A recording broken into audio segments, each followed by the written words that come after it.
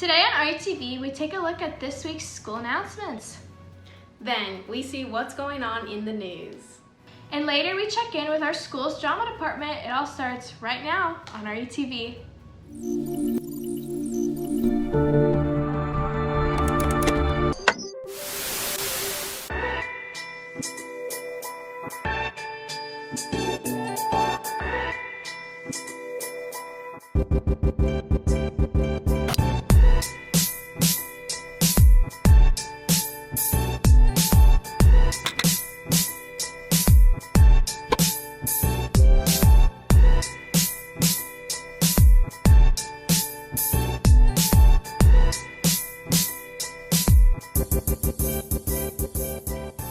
Good morning, Seahawks. Today is Friday, October 2nd. I'm Tatum Brown. And I'm Bella Hines. Want to get involved and meet fellow Seahawks? Check your school email for a list of clubs with their description and Zoom links to join. There are over 40 clubs to join at Redondo, and meetings start this week. The CSF registration window is now open for students in grades 10 through 12. If you are interested in applying, please join Ms. Valentekovich's CSF Google Classroom. If you are a freshman, you are welcome to join the classroom, but must wait until next semester to apply when you have RUHS grades. The application window ends on the 9th. RUHS Theater Arts is proud to announce their first virtual production of Emma, a pop musical. Join them from your own home on the 9th or 10th at 7 p.m. Tickets are now available on ruhsdrama.com. You won't want to miss it. Make sure to start getting ready for the next winter play auditions. For their next show, Clue. Audition submissions are due by Tuesday, October 15th. The 12th annual Skechers Peer-to-Peer Walk is happening this year on Sunday, October 25th. It'll be the first entirely virtual friendship walk, and live stream events will take place at 10 a.m. Register to walk for $30 and support your Beach City schools. Are you registered to vote? If you are 18 or older, make sure you get registered soon. If you are 16 or 17, you can pre-register for when you are eligible to vote. And remember to wear your red every Friday to show off your Redondo spirit. Well, that's all for school announcements. Here's Karma with National News. Hello, my name is Karma Sarni, and this is our National News Update. The grand jury who heard the Breonna Taylor case last week decided that none of the officers involved would face charges for her death. One officer was charged with endangerment for firing shots that could have injured her neighbors. The night of the verdict, protesters filled the streets of Louisville, and many also demonstrated in Atlanta, New York, Philadelphia, Las Vegas, and Washington. Famous athletes such as LeBron James and Megan Rapinoe took to social media to voice their dissent.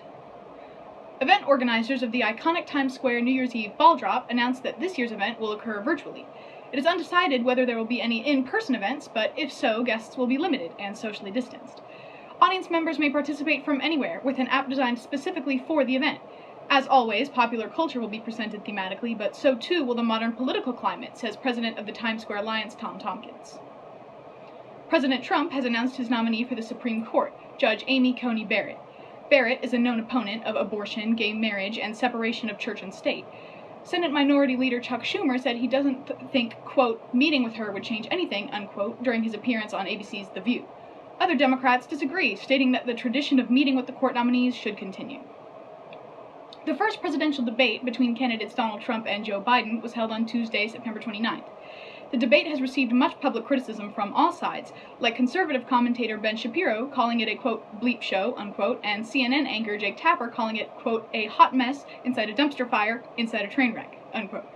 A notable moment was Donald Trump's refusal to denounce white supremacists, telling fascist group Proud Boys to, quote, stand back and stand by, unquote, which the group has quickly claimed as an endorsement and call to action, selling merchandise badged with the quote. However, some Trump supporters have refuted his iffiness on white supremacy with Biden's vague commentary on Antifa. That's all for national news. Let's go to Kennedy to find out what's going on near us. I'm Kennedy French, and this is your local news update. With Halloween on the way and coronavirus still widespread, the U.S. Centers for Disease Control and Prevention last week released guidelines for safely celebrating the holiday. Unfortunately, traditional trick-or-treating, crowded parties, and indoor haunted houses are among the activities that the CDC says we should avoid. The Los Angeles County Department of Beaches and Harbors unveiled a new access mat at Torrance Beach on Tuesday, September 15th, in an effort to make it easier for those with disabilities to cross the sand. The mat is semi-permanent, meaning the multiple squares that comprise it can be rearranged or moved if needed, but are designed to remain at the beach for the long term.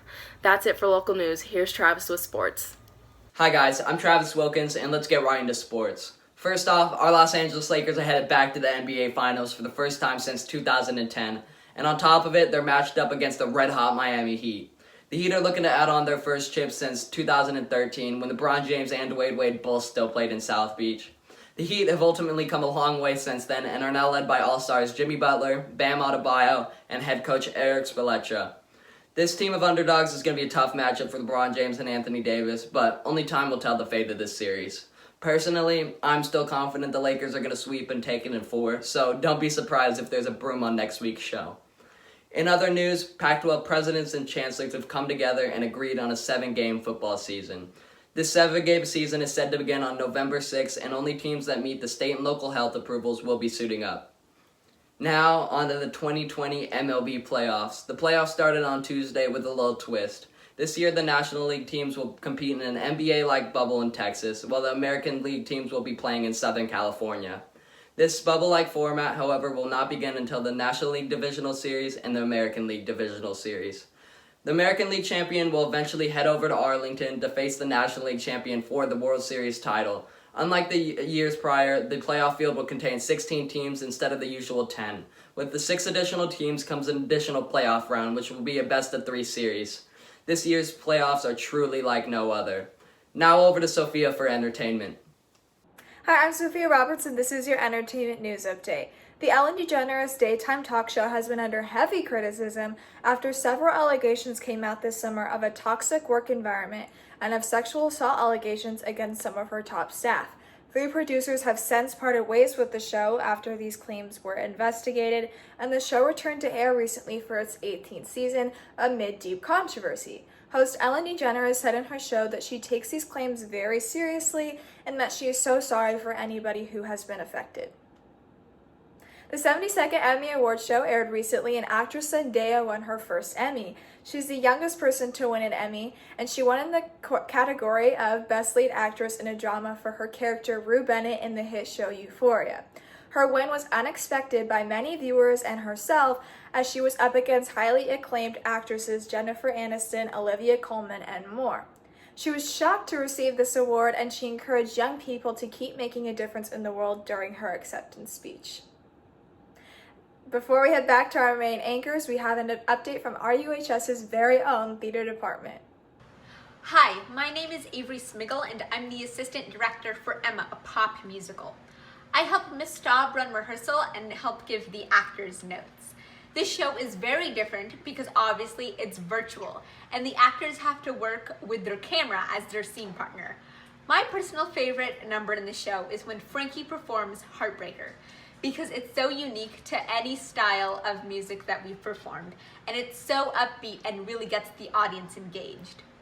Hi, my name's Hadley Short, and I'm the digital content editor for Emma, a pop musical. So we're working with a software called OBS for this show that can take both pre-recorded and live inputs and put them into the same stream. So basically my job is I work with the assistant editor to set up all the different quote-unquote camera angles from Zoom and program those into OBS so everything's ready to go for the live portion of the show. And then B, to record in recording sessions all of the actors individually and then edit them all together. Hi everyone, my name is Owen and I'm one of the prop designers for Emma, a pop musical.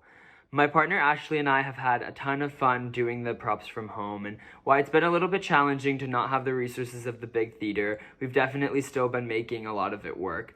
I'd say that the overall design for Emma is very fun and playful, and personally that's why my favorite prop is this briefcase we made right here for one of our teachers who's really not the most professional, and that's why it opens up and it actually just has video games and comic books inside, so definitely make sure to come check this out and a ton of other fun props at the show. Hi, I'm Katie Cloutier, and I am so excited to be playing Emma in Redondo's first virtual production. Emma thinks she knows what's best for everyone and is a pretty sassy character, but her friends help her realize she doesn't know everything. We have such an amazing cast and crew that have been working so hard to bring the story of Emma to life for you guys. There's so many fun elements to this show with lots of pop songs you'll know and many intertwining character relationships. I hope you'll come see us perform online and get your tickets now. That's all of our entertainment news. Back to you, Bella and Tatum. Wow, I can't wait to see Emma from home. Make sure to follow us on Instagram at Redondo Union TV for exclusive behind-the-scenes looks at the broadcast. Well, that's it for this week. I'm Tatum Brown. I'm Bella Hines. Have a great weekend, and keep on soaring, Seahawks.